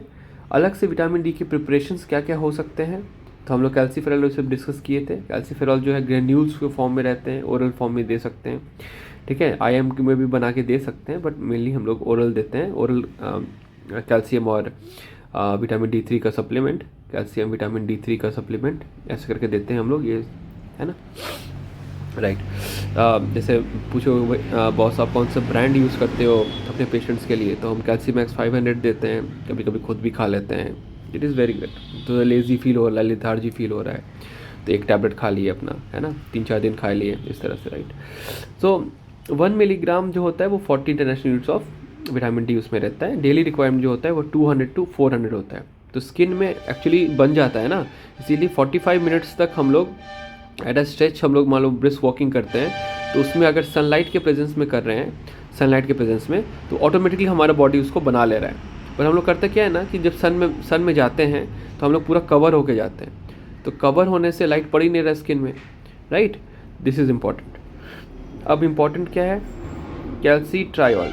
कैल्सीट्रायोल जो होता है ओरल एंड पेरेंटरल रूप में हम लोग दे सकते हैं। इवन अल्फ़ा कैल्सीडायोल, इसको 1 अल्फ़ा हाइड्रोक्सी कॉलीकैल्सिफेरॉल भी बोलते हैं। It is already hydroxylated at 1 alpha position, तो क्या हो जाएगा, rapidly hydroxylate in the liver, calcitriol बनाएगा in the kidney, sorry, effective in the renal rickets. तो रीनल रिकेट्स जो होते हैं उसमें इसको हम लोग यूज़ कर सकते हैं, राइट। नो, विटामिन डी जो होता है डिफिशियंसी, उसमें क्या होता है, कैल्शियम और फॉस्फेट का कमी हो जाता है। As a result of PTS secretion is stimulated and it restores the serum calcium and bone absorption reabsorption occurs. Children में क्या होता है, there is deficient in the calcification, तो उससे क्या होता है, रिकेट्स ये टर्म आता है, राइट। तो उससे क्या होगा, रिकेट्स होगा तो क्या होगा, रिकेट्स में तुम्हारा क्लिनिकल फीचर्स में क्या क्या आ जाएगा, जनरल फीचर्स में आ जाएंगे, फेलियर टू थ्राइव, है ना, फ्रैक्चर्स होंगे, ठीक है ना, मसल वीकनेस होगा प्रॉक्सिमल मसल्स का। हेड में क्या आएगा, फ्रंटल बॉजिंग होगा, ठीक है, ये सब होता है। चेस्ट में क्या क्या दिखेंगे, चेस्ट में डिफॉर्मिटी दिखेगा, जैसे रैचिटिक रोजरी हो गया, हैरिसन ग्रूव हो गया, ठीक है, ये कुछ इन्फेक्शंस होंगे, रेस्पिरेटरी इन्फेक्शंस होंगे। बैक में तुम्हारा ये होता है, स्पाइन में कर्वेचर में चेंजेस आते हैं, स्कोलियोसिस, काइफोसिस, लॉर्डोसिस, ये सब होता है, ठीक है। तो ये सब हम लोग डिटेल में पढ़ेंगे बाद में, और भी अच्छा से पढ़ेंगे ये सबको, लेकिन जस्ट शॉर्ट में बताना चाह रहे थे। जो बोन डिफॉर्मिटी हो गया, बो लेग हो गया, लार्ज स्कल हो गया, हेपेटोस्प्लेनोमेगाली हो गया, राइट। एडल्ट में अगर होता है तो उसको रिकेट्स नहीं कहते हैं, इसको ऑस्टियोमेलेशिया बोलते हैं, ठीक है, जिसमें बोन टेंडरनेस एंड पेन ये सब होता है, द लॉस ऑफ डेंसिटी भी होता है, राइट। अगर विटामिन डी अगर बहुत ज़्यादा हो जाएगा, मान लो किसी ने बहुत ज़्यादा विटामिन डी ले लिया है, बहुत ज़्यादा सनबाथ करने से ऐसा कुछ होता नहीं है, वैसे सिर्फ टैनिंग होता है, विटामिन डी उतना बनता ही नहीं, क्योंकि 7 हाइड्रोक्सी कोलेस्ट्रॉल उतना होता ही नहीं है। तो इम्पॉर्टेंट क्या है कि अगर किसी ने कोई ओरल टैबलेट ले रहे हैं, उसने बहुत सारे टैबलेट्स खा लिए एक साथ, तो कैल्शियम क्या हो जाएगा, बढ़ जाएगा, राइट। कैल्शियम डिपोजिशन उस जितने भी टिश्यूज़ है हर जगह बढ़ना शुरू हो जाएंगे, ब्लड से हटना स्टार्ट हो जाएगा। तो जहाँ पे जमा होना तो वहाँ नहीं होके वो कहीं उल्टा पुल्टा जगह में हो जाएगा, राइट। तो अलग है, ब्लड वेसल्स में कैल्सिफिकेशंस होते हैं, जितने जैसे में कैल्सिफिकेशंस होते हैं वहाँ पे इसका यूज़ है, राइट। क्लिनिकल फीचर्स में वीकनेस होगा, फैटिग होगा, रीनल स्टोन्स हो जाएंगे, कैल्शियम डिपॉजिट हो रहा है, हाइपरटेंशन होने लगेगा, राइट, कैल्सिफिकेशन का, तो ये इंपॉर्टेंट है। तो विटामिन डी हम लोग शॉर्ट में डिस्कस किए 10-15 मिनट में, राइट। हम लोग ज़्यादा अभी स्पीड में बहुत निकल रहे हैं, राइट। विटामिन ई जो है हम लोग वो डिटेल में जाएंगे, और यहाँ अगर मान लो कहीं पे मैं एरर भी कर रहा हूँ, ठीक है, तो उसको भी हम लोग फिर उसको रेक्टिफाई भी करेंगे, राइट। एक एक चीज़ को हम लोग पूरा डिटेल में पढ़ रहे हैं अभी, विटामिन पढ़ने वाले हैं। तो विटामिन ई जो है उसको अल्फा टोकोफेरॉल भी कहते हैं। डाइट सोर्स में wheat germ oil, vegetable seed oil, nuts, peas, egg yolk and spinach, ये सब है, राइट। रोल क्या है, मेनली एंटीऑक्सीडेंट। हम लोग पढ़े थे रिकवरी ऑफ विटामिन ए में विटामिन ई का रोल था, तो वो एंटीऑक्सीडेंट में तुम्हारा बहुत हेल्प करता है वो, राइट। एंड एंटीऑक्सीडेंट में मतलब क्या, लिपिड टॉक्सिक पेरोक्सीडेशन रिएक्शंस उस सब में बचाता है। Anti sterility factor is very very important, hair growth में भी हेल्प करता है वो, right. It prevents the coronary artery disease, cancer, Alzheimer, cataract, ये सब में भी हेल्प करता है, ओके। डेफिशिएंसी से क्या हो जाएगी, तो स्टेरिलिटी हो जाएगा, रीजनरेशन ऑफ स्पाइनल कॉर्ड होगा, पेरिफेरल न्यूरोपैथी होगा, रिकरेंट एबॉर्शंस होंगे फीमेल में, ठीक है, ऑल्टर्ड गेट होगा, चलने में दिक्कत होगा, कार्डियक चेंजेस आने लगेंगे, मसल चेंजेस आने लगेंगे। डेली रिक्वायरमेंट कितना है, 10 to 20 मिलीग्राम, है ना। इन डिफिशिएंसी में क्या होगा, 400 टू, ये एडल्ट में ये होता है उसका डोज जो दिया जाता है। ट्रीटमेंट में आईवी में कभी नहीं देते हैं, ठीक है। तो क्या किस किस बीमारी में क्या कहाँ कहाँ दे सकते हैं, ठीक है ना। फाइब्रोसिस्टिक ब्रेस्ट डिजीज़, इसमें 600 मिलीग्राम पर डे के रूप में देते हैं, ये आप सर्जरी में पढ़िएगा। नॉक्चर्नल मसल क्रैम्प्स में देते हैं 400 milligram per day for 6 to 12 weeks. Intermittent claudication surgery में पढ़िएगा क्या होता है, उसमें दिया जाता है। एक्थेंथोसाइटोसिस, रेट्रोरेंटल फाइब्रोप्लेसिया, जिसमें क्या होता है, प्रीमेच्योर इन्फेंट्स को जब हाई ऑक्सीजन दिया जाता है तो ये प्रॉब्लम होती है, आई में पढ़िएगा आप, उसमें भी हम विटामिन ई देते हैं एंटीऑक्सीडेंट बचाने के लिए। और कैटरैक्ट फॉर्मेशन और कोरोनरी आर्टरी डिजीज़, इसको भी बचाने के लिए देते हैं।